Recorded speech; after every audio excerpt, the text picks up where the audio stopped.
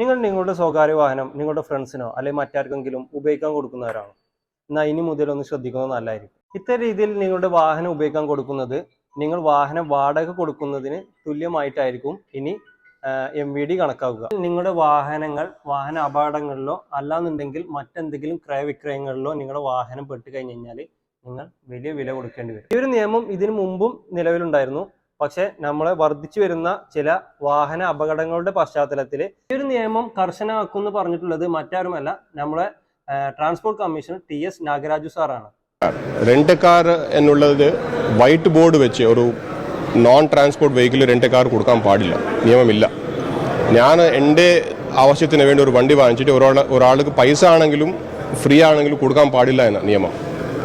ഒരാളുടെ വാഹനം വേറൊരാളുടെ കയ്യിൽ കണ്ടാൽ it will be assumed that it is for some financial gain.